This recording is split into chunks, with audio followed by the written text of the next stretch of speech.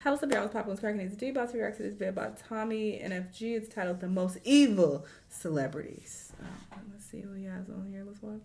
The life of celebrity and fame is a life most people fight and yearn for. The thought of having all the money you need to buy whatever you want, the thought of you being a talking point all the time, it's a tantalizing experience for most. But to get there, you gotta get through the iron wall of people that already made it. And those people at the top are always the scariest. And you probably all thought I'm gonna start with Diddy because that's an obvious one, and I'm actually not gonna cover him. I mean, we all know about the Diddler's actions, and the topic's been beat to death, to be honest. So I want to shake it up and start with another Sean.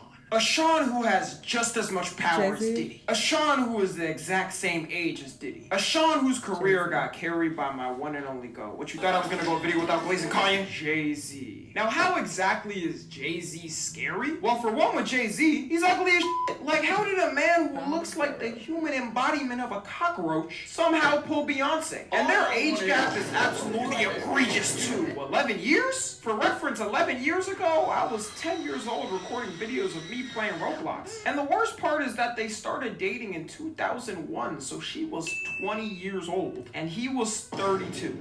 Look, alright, usually I am of the caliber that so long as it's consensual, whatever for it, but certain ages just don't mix and mash with each other, and this is one of them. I feel like the more rich Jay-Z got, the more evil his aura started to become.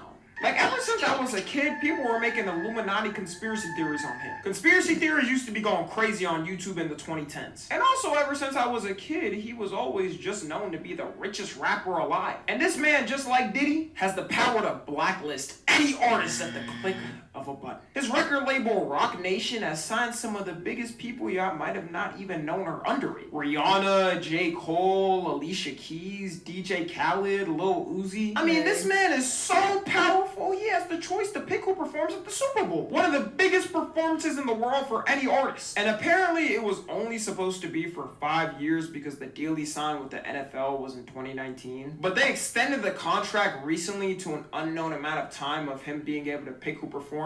So who knows how long this man is gonna have the power to control the Super Bowl? What if he picks someone to perform like Tom McDonald or KSI? We just got no say in it and gotta let it happen. Oh hell no, this man's power needs to be checked. If you're an artist and get on Jay-Z's bad side, he could literally stop you from performing at the biggest event of your career. There's even rumors for the upcoming Super Bowl performance that Jay-Z picked Kendrick to perform instead of Lil Wayne because he has beef with Drake and Nicki Minaj and some other people associated with Lil Wayne. Which was crazy because everyone was thinking, well, of course Lil Wayne's gonna perform. The Super Bowl is in Lil Wayne's hometown, so it would make sense for him to perform there. But Jay-Z completely cooked him potentially because he got beef. And there's just a lot of weird clips of Jay-Z being controlling over a lot of people. Like, there's this one infamous clip of Rihanna talking about how she got signed. And you guys tell me if this is just a peachy friendly negotiation between two people.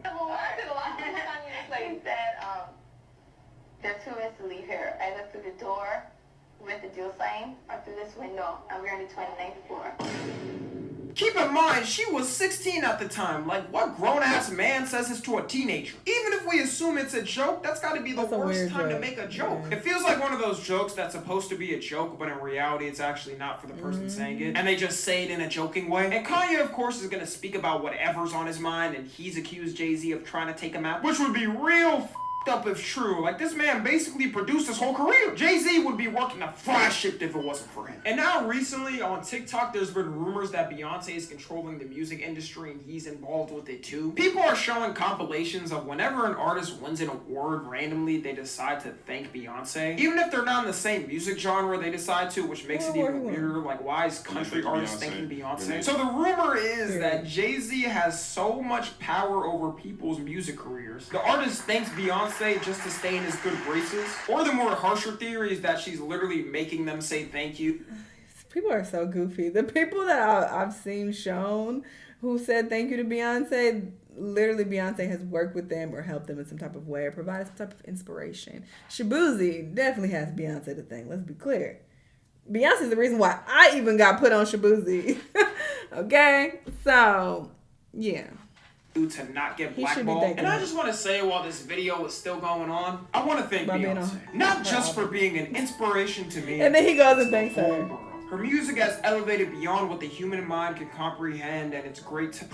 Oh yeah, I'm definitely gonna stop for noise now. Usually I don't believe conspiracy theories on TikTok and whatnot. That's just for YouTube. But it is very I remember odd that dude. And He's still able to see, I guess. This guy years ago changed his eye color surgically. This was not his natural eye color. So I guess it worked out for him. Good for him, because I also saw some people went blind and all type of crazy shit. But yeah, apparently he's able to see to some degree. TikTok and whatnot. That's just for YouTube. But it is very odd how many artists have randomly thanked Beyonce. So hopefully Jay-Z doesn't block this video, because once again, I want to thank Beyonce for not just... Okay, anyways, next is Dan Schneider. Shocker. It's crazy how this man built children's entertainment to its heights, then crumbled it all by himself. Now, I already talked about Dan Schneider in my Predator video, so there's not much to say there. But I sure feel bad for all the child stars that had their career relying on this man. I could only imagine how scary it would be to speak up against him, because this man could blacklist your career in all of child entertainment. Like, Dan Schneider was literally child entertainment, bro. He had control over damn near everything. And I know that NDA was going crazy. I wouldn't be surprised if he gave lifelong NDAs. Even in the book Jeanette McCurdy made talking about her experiences as a child star, she only referred to him in the book as the creator. Like, she still couldn't use his name to expose him, and it's been more than a decade since they worked with each other. Also, I genuinely don't know a single soul who was laughing at these feet jokes in these shows. Like, did any of y'all find them funny? I don't have a memory laughing at them once. And the fact that Nickelodeon dropped him without giving any official statement makes me think they had some deep on him that the public didn't already have. He worked with them for 20 years. It wasn't like he was a nobody there. This man was the reason why they even stayed relevant for years. You notice that ever since he got fired, the whole network is just completely dead? Like, if Dan never did any weird, there might have still been a chance that Nickelodeon could have recovered. I wouldn't be surprised if a news story came out any day now accusing him of having CP on a hard drive and Nickelodeon hiding it. Next we got Tom Cruise. Now, believe it or not, y'all, I've never watched a Tom Cruise movie. But there is one thing everyone knows about Tom Cruise without even having to watch one of his movies. He brought Scientology to an unimaginable degree. Like, the amount of money he must be getting from them has to be more than any role he could get. In any interview, at any moment, he's gleeful and excited to bring it up and talk about it. His eyes lit up like a crackhead who just found some free crystal on the ground. And Scientology, for y'all that don't know, is a cult that they try to say is a religion, where you're basically devoted to give all your money to them no matter the problems in your life and can never leave. And you would think people like celebrities who are already financially well off wouldn't fall for something stupid like this. But there's a whole ass list of big celebs who are in it. Now, some have managed to leave, but there's still a sizable amount in it. Tom Cruise is into Scientology so much, he's literally a speaker for them at their events. It's not hard to see how this can become a problem, because one of his fans might think it's cool to join because Tom Cruise is in it, and then end up getting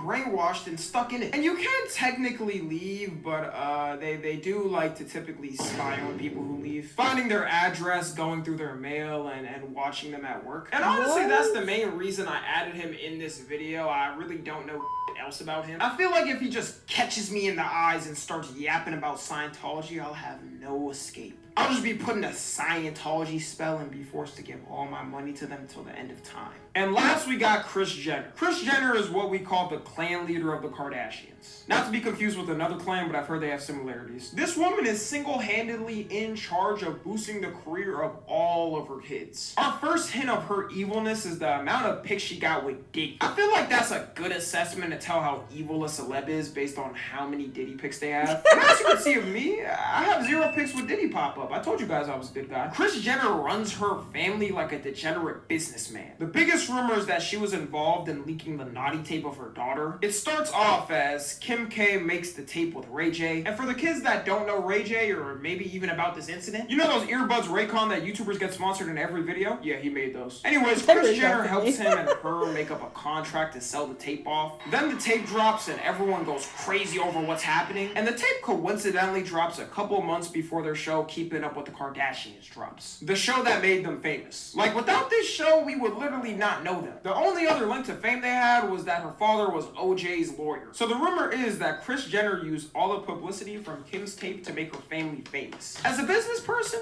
it's smart. As a human being, what the f***? There is no amount of money you could make me ever do this with my kid. all the money. She basically pimped out her daughter to make her famous. And the worst part is that she blamed Ray J for leaking it, which ruined his career. But then he leaked the contract of it, and it turned out that they both agreed to release it. I swear the Kardashians just love destroying black men's careers. I'm telling y'all, this family is demonic, hoping to see the official fallout by 2025. And then there's also Kylie, who was in a public relationship with Tyga when she was 16 and he was 24. You telling me the mom just didn't know when she was so obtuse that this was happening? And I guarantee she thought since it was making them more famous, she might as well keep it going on. So yeah, short video, I know, but we're gonna end it off right there. I mean, facts were told, okay? These people definitely have something going on. I want to learn more about the Tom Cruise situation, though, because I always have heard that he dabbles in Scientology or he's a member or whatever, but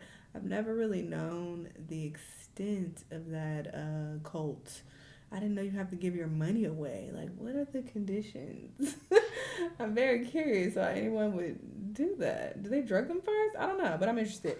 Might look into it. But anyway, y'all let me know what y'all think. Let me know what other videos you want to watch, and I'll see y'all the next time. Bye!